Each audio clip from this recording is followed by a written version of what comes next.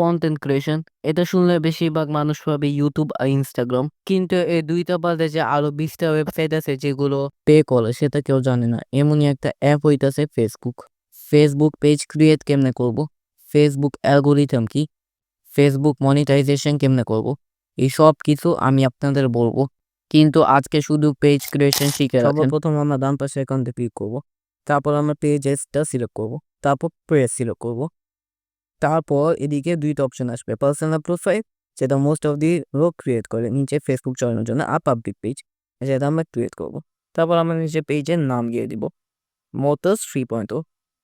তারপর এতে প্রসেস করবে। তারপর এদিকে আমরা চ্যানেলের ক্যাটাগরি দিয়ে দিব, কোন ক্যাটাগরিতে চ্যানেল বানাইছি। তাহলে আমি কন্টেন্ট ক্রিয়েশন টিপসকে এডুকেশনে দিয়ে দিব, আর আমরা এডিটিংয়ের মাধ্যমে এন্টারটেইনও করার চেষ্টা করি, এ কারণে এন্টারটেনমেন্টও দিয়ে দিব। ঠিক আছে, তারপর নেক্সট টিপ ক্রিয়েট, তারপর promote use products or service.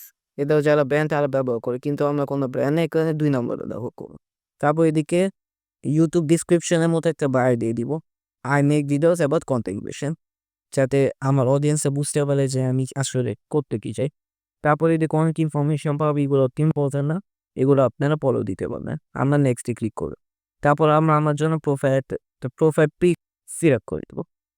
ঠিক আছে, আমি ফেসবুকে প্রোফাইল পিকটা সিলেক্ট করে নিই। তারপর ওটা প্রসেস করবে, নেক্সট দিব। তারপর অনেক কিছু আসবে, এগুলো দেখাইতে পারবো না, কিন্তু আপনি ডান দিয়ে ডাইরেক্ট এদিকে চলে আসবে, তারপর আবার ডান দিবেন। তারপর আপনার ফেসবুক পেজ ক্রিয়েট করা শুরু করে দিবে, আর এটা সিম্পলি ক্রিয়েট করে দিবে। তো এটা আসলে অনেক সিম্পল একটা ফেসবুক পেজ ক্রিয়েট।